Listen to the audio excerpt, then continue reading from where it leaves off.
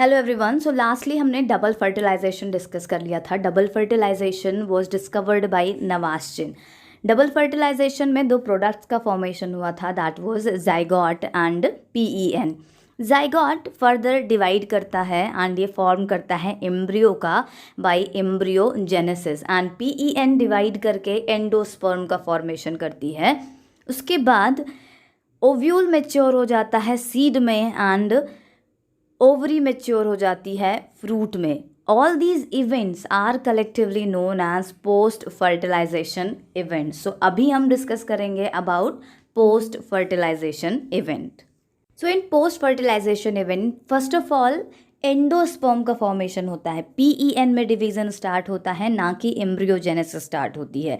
Reason बहुत simple है, because जब जाइगोट डिवाइड करेगा and number of cell increase करेंगी, दैट टाइम इनको नरिशमेंट की ज़रूरत होती है एंड ये नरिशमेंट एंडोस्पर्म प्रोवाइड करता है। So first of all zygote divide नहीं करेगा, एंडोस्पर्म का फॉर्मेशन होगा from the PEN cell and उस टाइम के लिए जाइगोट चला जाता है फॉर रीअरेंजमेंट प्रोसेस। थोड़े टाइम के लिए वो एक्टिविटीज़ को स्टॉप करके अपने आप को रीअरेंज करने लगता है। Now development of endosperm. Endosperm एक ट्रिप्लॉइड स्ट्रक्चर होता है बिकॉज इसका फॉर्मेशन हुआ है by two polar nuclei and one male gamete. Female की दो पोलर न्यूक्लियाई हैं and one male gamete involve है, दैट्स वाई ये ट्रिप्लॉइड इन नेचर होता है। During the process of endosperm formation the PEN cell और primary endosperm nucleus undergoes series of mitotic division and ultimately it result into the endosperm. This endosperm, ये जो endosperm का formation हुआ है, it is highly nutritive in nature and it provide nourishment to the developing embryo. That's why first of all endosperm का formation होता है, ना कि embryo का. There are three types of endosperm. Nuclear endosperm, which is present in almost 56% of angiospermic plant. Cellular endosperm, it is present almost 25% of the families of angiosperm, and halobial is present in 19% of angiospermic plant. Now, these three are named on the basis of type of division, what kind of division is taking place in them. Now in general we will discuss what are these three types. The first is nuclear endosperm. In this type of endospermic development occurs in most of the dicotyledonous plant. In this, the first few divisions of PEN cell are not followed by cell wall formation. Only the division of nucleus occurs, that's why this is called nuclear division. If there is no cell wall formation, then it is called free nuclear division. But in some cases, after the free nuclear division, cell wall formation takes place. For example, Arachis hypogea. And the classic example of free nuclear division is Cocos nucifera, that is coconut. In coconut, no cell wall formation occur and the nucleus remain free. आपने coconut milk देखा है, coconut में जो liquid देखा है, ये liquid है free nuclei and इसको हम कहते हैं liquid syncytium. Liquid syncytium is also very nutritive in nature as it contains coconut milk factor and coconut milk factor is highly nutritive in nature. इस coconut milk factor को हम different purpose में use कर सकते हैं for getting energy as well as it is used in tissue culture techniques. The second is cellular endosperm. Cellular endosperm में first division transverse division होता है एंड जो अनइक्वल डिवीजन होता है एंड इसके बाद न्यूक्लियस डिवाइड करती है, but nuclear division is always followed by the cell wall formation. अगर न्यूक्लियस डिवाइड करके दो पार्ट में कन्वर्ट हो गई है देन बीच में वॉल का फॉर्मेशन हो जाएगा, means cellular structure and result होगा इनमें। Last is helobial endosperm. Helobial endosperm को हम इन बिटवीन एंडोस्पर्म भी कहते हैं बिकॉज इसमें हाफ डिवीजन न्यूक्लियर होता है एंड हाफ डिवीजन इसमें सेलुलर होता है। The next topic is embryogenesis. After fertilization, fertilized egg undergoes resting period, कुछ टाइम के लिए रेस्ट पीरियड में चला जाता है जिसको हम रीऑर्गेनाइजेशन पीरियड भी कहते हैं बिकॉज इसको डिवाइड करके एम्ब्रियो का फॉर्मेशन करना है एंड एम्ब्रियो में नंबर ऑफ सेल्स बढ़ जाएंगी एंड इन डिवाइडिंग सेल्स को न्यूट्रिएंट्स की ज़रूरत होती है, नरिशमेंट की ज़रूरत है, जो नरिशमेंट इनको एंडोस्पर्म प्रोवाइड करता है। सो ये थोड़े टाइम के लिए रेस्टिंग पीरियड में चली जाती हैं एंड देन डिवाइड करती है। जब little amount of endosperm form हो जाता है देन एम्ब्रियोजेनेसिस की प्रोसेस स्टार्ट होती है। जाइगोट एक डिप्लॉयड स्ट्रक्चर होता है, दैट मीन्स एम्ब्रियो भी एक डिप्लॉयड स्ट्रक्चर ही होगा।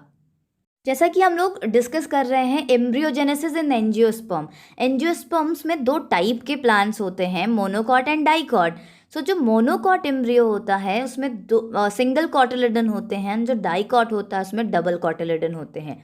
स्टार्टिंग की स्टेजेस दोनों में सिमिलर होती है, बट जब एक पर्टिकुलर स्टेज पे पहुंच जाते हैं जिसको हम ग्लोबुलर स्टेज कहते हैं, वहाँ से मोनोकॉट एंड डाइकॉट का जो डेवलपमेंट प्रोसेस है वो डिफर कर जाता है। तो डेवलपमेंट कैसे होता है? फर्स्ट ऑफ ऑल जो फर्स्ट डिवीज़न होता है जाइगोट में वो ट्रांसवर्स डिवीज़न होता है एंड ये डिवाइड हो जाता है 2 सेल्स में। एक सेल कहलाती है एपिकल एंड दूसरी जो लार्ज होती है उसको हम बेसल कहते हैं। बेसल सेल माइक्रोपाइल की तरफ लोकेटेड होती है and apical cell toward the chalazal portion. Then basal cell divide करती है ट्रांसवर्स वॉल फॉर्मेशन के through and apical cell by longitudinal wall and जो स्ट्रक्चर बनता है उसको हम प्रो एम्ब्रियो कहते हैं। ये प्रो एम्ब्रियो इन्वर्टेड टी के शेप में होता है।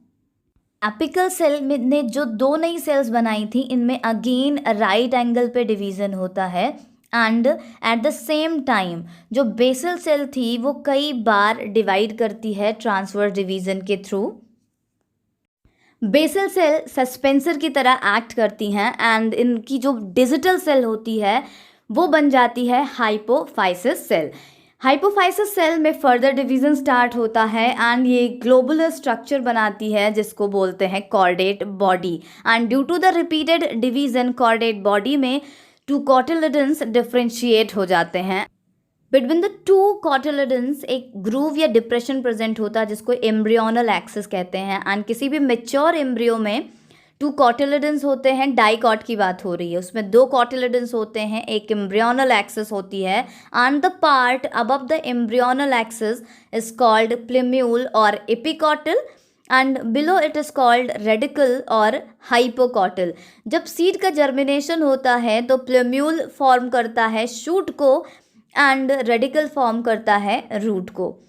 इन monocot the structure is slightly different. इनमें सिर्फ एक कॉटिलिडन होता है जो कि लेटरल साइड पे लोकेटेड होता है, उसको स्कैचुलम कहते हैं and it has a short axis that's called plumule and plumule is covered by sheath called coleoptile and towards the lower side it has radicle. Radicle is covered by root cap and root cap is further covered by a sheath called coleorhiza. So after fertilization embryogenesis हो रही है, endosperm का formation हो रहा है। At the same time जो fertilised ovule है ये साइज में इंक्रीज करता है एंड ये सीड का फॉर्मेशन करता है। इसके बाहर जो एंट्यूगमेंट्स प्रेजेंट थे ये एंट्यूगमेंट्स फॉर्म करते हैं सीड कोट। इनमें से जो आउटर एंट्यूगमेंट था वो फॉर्म करता है टेस्टा का। टेस्टा हार्ड होती है and highly protective in nature होती है एंड जो इनर एंट्यूगमेंट था वो फॉर्म करेगा टेगमेन का। टेगमेन थिन लेयर होती है। तो after fertilization synergid and antipodal cells disorganized हो जाती हैं एंड मोस्टली न्यूक्लियस कंज्यूम हो चुका होता है, बट कुछ प्लांट्स में, कुछ सीड्स में ये परसिस्ट कर जाता है एंड इस परसिस्टिंग न्यूक्लियस को पेरिस्पर्म कहते हैं, लाइक इन बेल पेपर। जो फ्यूनिकल होती है वो कन्वर्ट हो जाती है स्टॉक ऑफ द सीड में एंड माइक्रोपाइल एक स्मॉल स्कार के फॉर्म में प्रेजेंट होता है which allow the entry of water and other thing and hilum is also present in form of a small scar. Endosperm जिनमें form हुआ था possibility है कि वो कम्प्लीटली कंज्यूम हो चुका हो या उसका कुछ अमाउंट अभी भी सीड में प्रेजेंट हो। If it is completely consumed तो इस ऐसे टाइप के सीड्स को हम नॉन एंडोस्पर्मिक या नॉन एल्ब्यूमिनस कहते हैं, for example P. And if still endosperm remaining है तो ऐसे सीड्स को हम एल्ब्यूमिनस या एंडोस्पर्मिक कहते हैं। मेजॉरिटी ऑफ द सीरियल्स या ग्रैमिनी या ग्रास फैमिली इसी को बिलोंग करती है। सीड के बारे में हमने डिस्कस कर लिया है, अब हमें डिस्कस करना है about the fruit. Fruit is the mature और राइपेंड ओवरी। जो ओवरी थी वो अपने साइज से कई गुना इनलार्ज हो जाती है एंड वो फ्रूट का फॉर्मेशन करती है। एंड इसमें एक पेरिकार्प प्रेजेंट होता है। पेरिकार्प डेवलप होता है ओवरी वॉल से and pericarp is further differentiated into epicarp. Epicarp outer most protective layer होती है, मोस्टली ग्रीन या किसी भी कलर में हो सकती है। And middle mesocarp. Mesocarp mostly edible in nature होता है and inner hard endocarp and endocarp is mostly woody in nature. Fruits दो टाइप के होते हैं, true fruit and false fruit. True का मतलब ये नहीं है सच्चे हैं और फॉल्स वाले झूठे हैं। ट्रू फ्रूट का मतलब है जब फ्रूट का फॉर्मेशन ओवरी से हो तो ऐसे फ्रूट को हम ट्रू फ्रूट कहते हैं। एंड अगर फ्रूट का फॉर्मेशन अदर देन ओवरी हो तो ऐसे फ्रूट्स को हम फॉल्स फ्रूट कहते हैं। इनके लिए एक और स्पेसिफिक टर्म है pseudocarp. Pseudo means false and carp means carpel, that means ovary की बात हो रही है। True fruit like mango, guava ये ओवरी से ही डेवलप होते हैं तो इसीलिए ये ट्रू फ्रूट कहलाते हैं। जबकि एप्पल, पियर, कैश्यू नट, अनानास, mulberry and strawberry they develop other than the ovary. Thalamus से डेवलप हो जाते हैं या किसी और पार्ट से डेवलप हो जाते हैं, सो इनको हम फॉल्स फ्रूट कहते हैं। सी फ्रूट एंड सीड का फॉर्मेशन का इम्पॉर्टेंस क्या है? सीड का फॉर्मेशन तो इसलिए ज़रूरी है बिकॉज सीड से ही फ्यूचर में नया प्लांट डेवलप होगा, तो वो तो लाइफ को कंटिन्यू करने में हेल्प कर रहा है। बट फ्रूट का क्या इंपॉर्टेंस है? वो तो हमारे ही खाने के काम आता है। फ्रूट एक प्रोटेक्टिव कवर की तरह काम करता है, ये सीड को प्रोटेक्ट करके रखता है। एंड एज सीड डिस्पर्सल के लिए यूजुअली प्लांट एनिमल्स पे डिपेंड करते हैं या अदर एजेंसीज पे डिपेंड होते हैं। तो जब भी आप फ्रूट खाते हैं, एक फ्रूट को आप एक जगह से दूसरी जगह लेके जाते हैं खाते हुए एंड सीड कहीं और फेंक देते हैं, तो दैट मीन्स आप डायरेक्टली या इनडायरेक्टली प्लांट्स की हेल्प कर रहे हैं सीड डिस्पर्सल में। एंड प्लांट आपको इन रिटर्न न्यूट्रिएंट्स दे रहा है because fruits are the source of nutrients, ये आपको एनर्जी प्रोवाइड कर रहा है। एंड हार्श कंडीशन में भी फ्रूट सीड को प्रोटेक्ट करके रखते हैं या इनको डिहाइड्रेशन से बचाते हैं। So this is the advantage of formation of fruit in angiospermic plants. जब भी एक सीड मैच्योर होता है तो उसमें मॉइस्चर कंटेंट डिक्रीज होने लगता है। एंड सीड वाइबिलिटी का मतलब है द टाइम पीरियड जब तक सीड जर्मिनेट कर सकता है। हर प्लांट का अपना डिफरेंट वाइबल पीरियड होता है जब वो जर्मिनेट कर सकें, और जब तक वो जर्मिनेट नहीं करते हैं तब तक उनकी इस पीरियड ऑफ टाइम को हम डॉर्मेंसी कहते हैं। एंड सीड वाइबिलिटी अब तक जो सबसे लॉन्गेस्ट टाइम तक देखी गई है वो देखी गई है ल्यूपाइनस प्लांट। ल्यूपाइनस को आर्कटिक टुंड्रा से ऑब्टेन किया गया था। एक record period of time 10,000 years तक ये डॉर्मेंट था एंड उसके बाद भी इसमें वाइबिलिटी थी, इसने जर्मिनेट किया। एंड रीसेंट रिकॉर्ड बनाया फेनिक्स प्लांट ने, जिसको हम डेट पाम भी कहते हैं। ये ऑलमोस्ट 2000 ईयर्स तक डॉर्मेंट था एंड इसमें वाइबिलिटी थी। आफ्टर 2000 ईयर्स ये जर्मिनेट हुआ। Now our next topic is parthenocarpy. कई बार विदाउट फर्टिलाइजेशन जब फ्रूट का फॉर्मेशन हो जाए तो ऐसे फिनोमेना को हम पार्थिनोकार्पी कहते हैं। पार्थिनोकार्पी दो टाइप की होती है, ये नेचुरल हो सकती है या इंड्यूस्ड। ऑटोमेटिकली नेचर के थ्रू विदाउट फर्टिलाइजेशन फ्रूट का फॉर्मेशन हो सकता है, या तो by using some chemicals seed का फॉर्मेशन हो तो उसको हम पार्थिनोकार्पी कहते हैं। Parthenocarpy is very useful in horticulture and seed and plant breeding. New varieties of citrus, guava, cucurbita, tomato, apple, grapes have been developed by the Parthenocarpy, and that's an induced Parthenocarpy. Next topic is parthenogenesis. When a female gametophyte directly develops into a new organism without fertilization, that phenomena is called parthenogenesis. Parthenogenesis का मतलब है female directly new seed का formation कर देगी but fertilisation involve नहीं होगा। And the last is apomixis. Apomixis is the phenomena in which the formation of seed occurs but without fertilization. Fertilization नहीं होगा but still seed का formation हो जाए, तो इसको हम apomixis कहते हैं. apomixis का benefit क्या है? apomixis is very useful to develop homozygous seeds. जो hybrid seeds होते हैं, जो homozygous hybrid seeds होते हैं जिनमें better qualities होती हैं, एज इन हाइब्रिड सीड्स को डेवलप करने में बहुत टाइम होता है, उनको बहुत मेंटेन करना पड़ता है. सो दैट्स वाई ये सीड्स बहुत ही एक्सपेंसिव होते हैं एंड हर साल फार्मर्स इनको परचेज नहीं कर सकते.